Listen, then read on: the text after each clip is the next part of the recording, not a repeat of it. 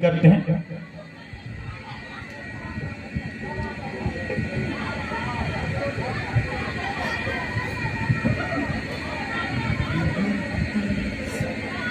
सर्वप्रथम मैं इस पौड़ी ग्राम की पावन भूमि को नमन करता हूं। आज विश्व आदिवासी दिवस के शुभ अवसर पर मंच में उपस्थित हमारे सभी मंचासीन अतिथि, सामने उपस्थित दूर दराज से आए हुए हमारे सभी सम्मानीय बुजुर्गजन, युवा साथी, मातृशक्ति और हम सबको संगीत के माध्यम से हमारी धर्म संस्कृति के बारे में बताने वाले हमारे सभी कलाकार बंधु, उपस्थित सभी अधिकारी, कर्मचारी, पत्रकार साथियों, सभी को सबसे पहले मैं विश्व आदिवासी दिवस, मूल निवासी दिवस की हार्दिक शुभकामनाएं प्रेषित करता हूं। साथियों, अभी आपके समक्ष लगभग बहुत सारे हमारे समाज के प्रबुद्ध जनों ने इस विश्व आदिवासी मूल निवासी दिवस के बारे में बताया होगा। मैं आपको बहुत कम शब्दों में कुछ बताना चाहता हूं। अभी तक हम सब ने त्योहारों में रक्षाबंधन, दीपावली, होली, सिर्फ इतने ही त्योहारों को हम सब जानते थे और ये सब त्योहार पूरे भारत देश में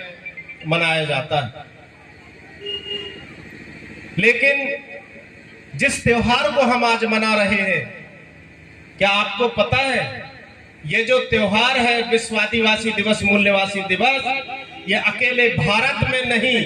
पूरे संसार में मनाया जाता है और एक साथ मनाया जाता है। बहुत से हमारे कुछ समाज के नासमझ लोग हैं जो कहते हैं कि ये कौन सा त्योहार है जिसको हम नहीं जानते। मैं बताना चाहता हूं कि पूरे विश्व में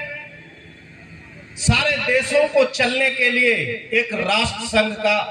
संयुक्त राष्ट्र संघ का निर्माण हुआ है, जिसमें संसार के 193 देश हैं जो संयुक्त राष्ट्र संघ के आदेश का पालन करते हैं। जिस तरीके से हम मध्य प्रदेश में, भारत देश में आदिवासी और यहां निवास करने वाले हमारे साथ और भी मूल निवासी हैं जो लगभग भारत के साथ इस संसार के सभी देशों में निवास करते हैं। इतने दिनों के जीवन यापन के बाद भी जब इस देश के मूल निवासियों के जीवन में सुधार नहीं हुआ, तब एक संयुक्त राष्ट्र संघ ने इस बात का संज्ञान लिया। वो प्रति 10 वर्ष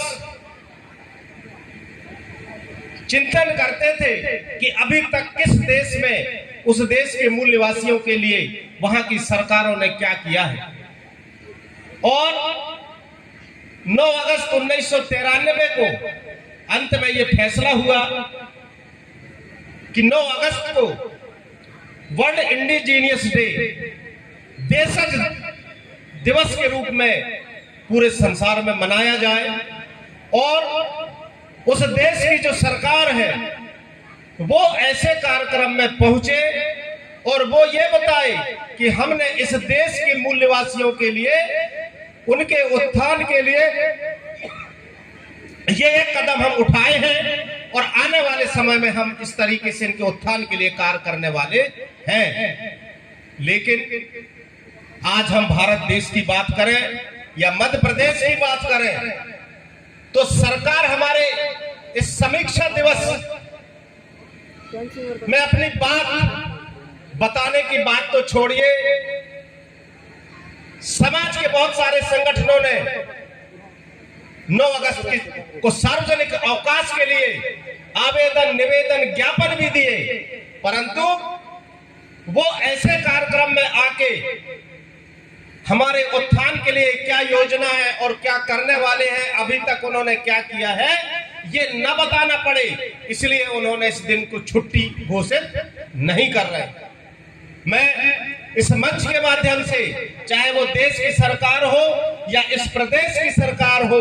मैं आग्रह करना चाहता हूं कि हमारे मूल निवासियों की जो भावना है कि 9 अगस्त को विश्व आदिवासी मूल निवासी दिवस के इस अवसर पर सार्वजनिक छुट्टी घोषित करें, मैं यही इस मंच के माध्यम से मांग करता हूं। साथ ही मैं आप सबसे निवेदन करना चाहता हूं कि जिस तरीके से ये देश आजाद हुआ, और जब आजाद हुआ तो इस देश के संचालन के लिए एक संविधान का निर्माण हुआ, और उस संविधान में हर एक वर्ग के लिए किसको किस चीज की जरूरत है, कहां कौन किसका जीवन स्तर नीचे है, कौन बहुत पीछे है, उनको एक बराबरी में लाने के लिए कुछ हक और अधिकार मिले। लेकिन आज वर्तमान की जो सरकारें हैं धीरे धीरे उन अधिकारों को खत्म कर रहे हैं, संविधान को बदलकर। मैं बताना चाहता हूं, धारा 340 संविधान का जो अनुच्छेद है, उस अनुच्छेद में ओबीसी वर्ग को आरक्षण दिया गया था, लेकिन उन्होंने क्या किया, ओबीसी में 2 वर्ग बना दिया, एक गरीब और एक अमीर, कि अमीर को आरक्षण का लाभ नहीं मिलेगा और गरीब को आरक्षण का लाभ मिलेगा, लेकिन वो गरीब वहां तक पहुंच ही नहीं पाया। 341 में एससी मतलब अनुसूचित जाति को और 342 अनुच्छेद में अपने आदिवासी वर्ग को, अनुसूचित जनजाति वर्ग को आरक्षण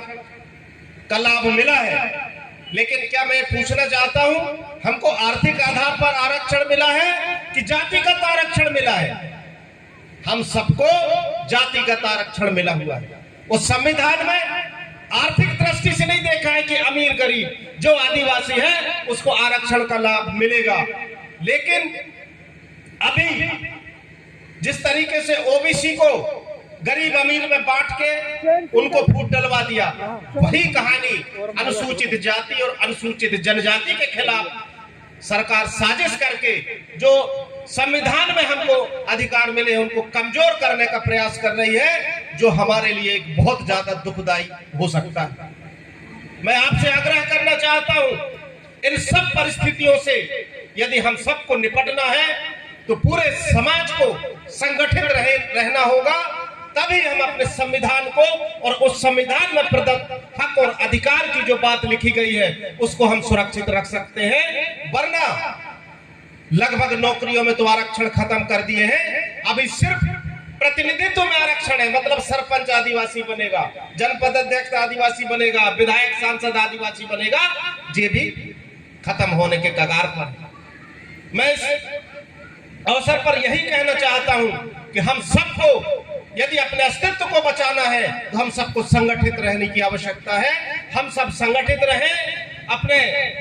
बच्चों को अच्छी शिक्षा दें, नशा जिससे हमारे समाज का नाश हो रहा है उसका त्याग करें, तभी हम सबकी भलाई है, वरना धीरे धीरे हम सब मिट जाएंगे। मैं यहाँ उपस्थित सभी सम्मानित जनों से निवेदन करना चाहता हूं कि यदि हमको आदिवासियत बचाना है, हमारे जो संविधान को बचाना है, तो हम सबको दलगत राजनीति से हटके एक होना पड़ेगा, तब हम इसको बचा पाएंगे।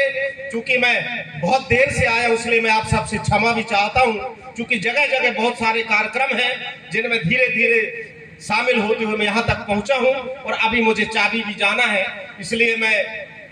आप सबसे क्षमा चाहते हुए एक बार पुनः मैं